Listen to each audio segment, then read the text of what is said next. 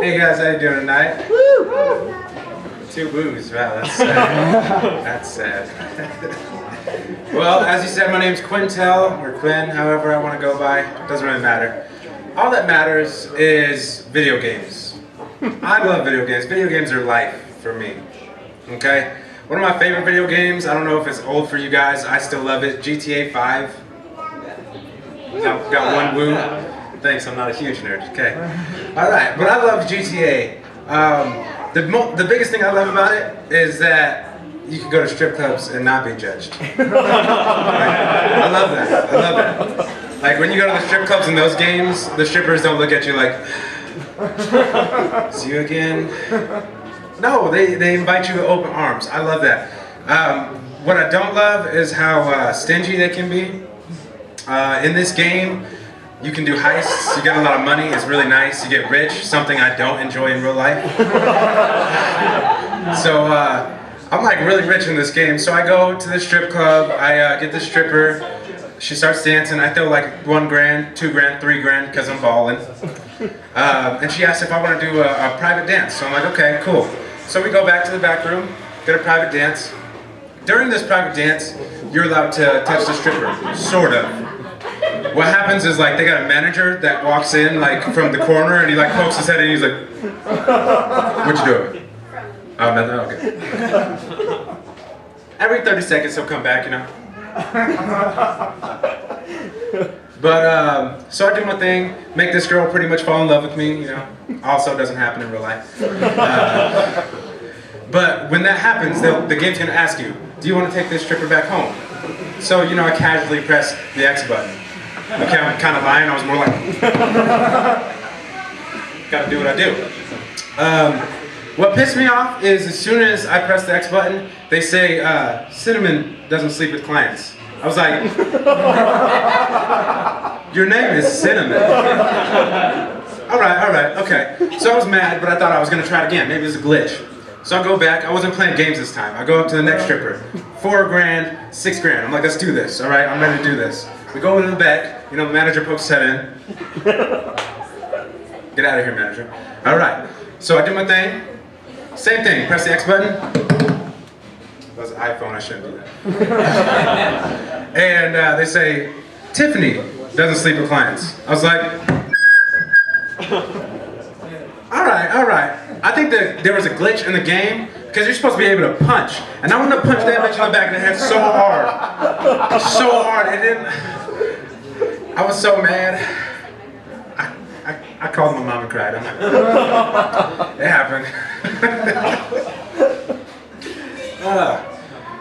Speaking of weird things like strippers, has anybody ever like thought about dating a stripper in their life? I haven't. That's just a transition to my next joke. Anyway, people have some of the weirdest dating preferences that I've seen. I mean, you got tall guys that like really short girls. You got short girls that like really tall guys, you know, because there's nothing like a good hug from a kneecap.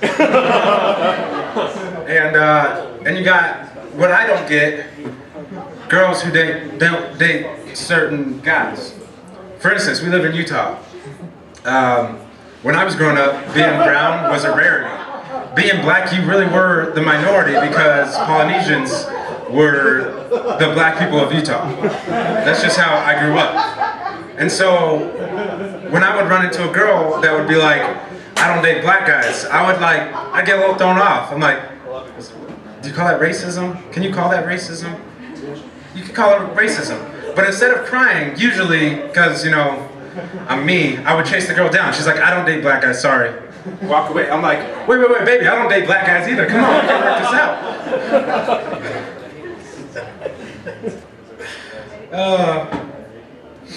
I'm having fun tonight, guys. I'm having a lot of good times with you guys, and I've only been up for like 3 minutes. That's nice. Imagine what I could do in an hour. No, I'm just kidding. You know, something that is fulfilling in life, I don't know if any of you guys are teachers. If you are a teacher or ever been around teachers or watched a teacher movie, there's something that happens in these movies or things like that where a teacher will come into a classroom and there'll be an apple on their desk. I don't know if you've done that yourself, giving your teacher an apple because you're a kiss ass, or maybe as a teacher you got an apple.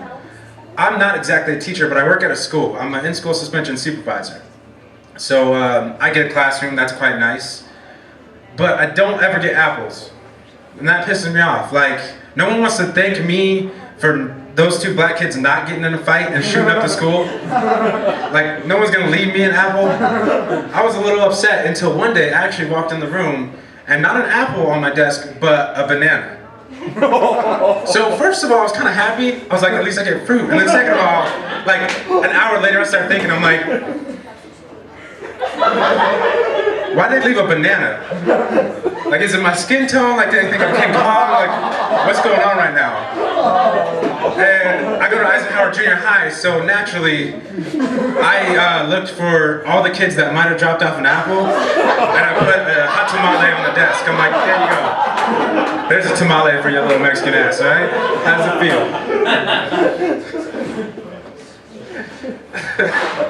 Oh boy. Let's see, I recently started going to the gym again. I know, like Armand said, you can tell. I just got back. But one thing that I love about the gym, once you actually start getting in shape, what I love is that is what you can see. Like, you look in the mirror, you start to see the smallest line, and you're like, ugh, I look good. I look good. What I like is when my abs look good. That rarely happens. But you get those days where you wake up in the morning and you just look like Arnold Schwarzenegger or something. You just ripped, you're just beautiful. You're like, I would do me. Like 10 out of 10 with tap. That's happening. But then what sucks is when I'm trying to get intimate and my shirt comes off and her eyes get a little wide. And I look down and I look like Shamu. I gotta sit there and explain. I gotta be like, what happened was I ate a donut like 13 hours ago. I don't know what happened.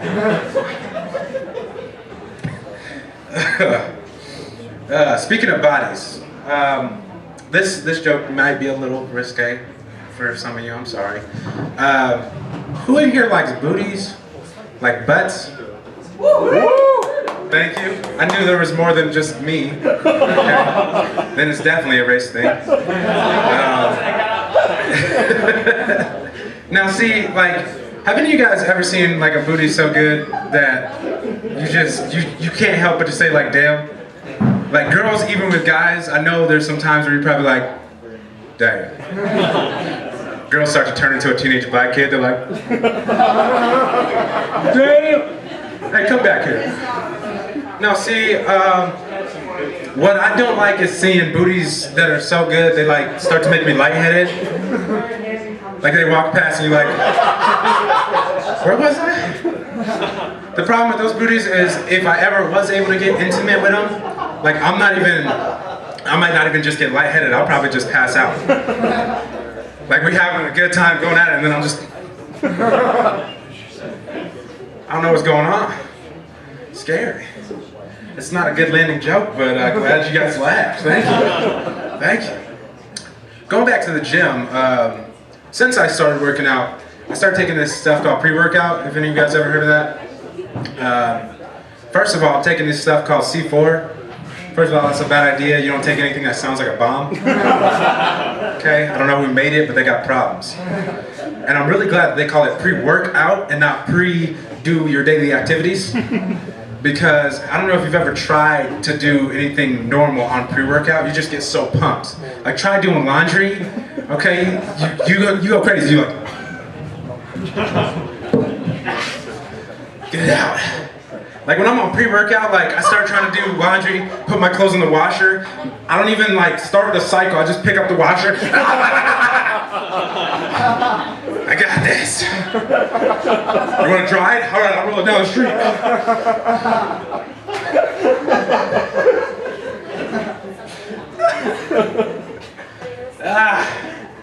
I'm getting a little too hyped. But one thing that's good to do when you're hyped is fight. I don't know if any of you guys are fighters. I'm a fighter. I grew up fighting. Fought for 10 years. There's nothing better than fighting, except Fighting in a video game. Fighting in a video game. Why? Because you can do things that I can't do in real life. Like, there's boxing games where you can knock a dude out in like one punch. That's never happened in my life. I've never walked up to a dude and just... No! I do that to a dude and I hit him and he stands right back up. I get scared. I don't have much. I got like $3. So sorry. So sorry. The funniest thing about these video games is how a dude gets knocked out. My best friend, he used to play boxing games all the time. It was hilarious to watch because if you knock them out when they're on the ropes, the fight doesn't stop. The ref can't get to you. So this is what happens.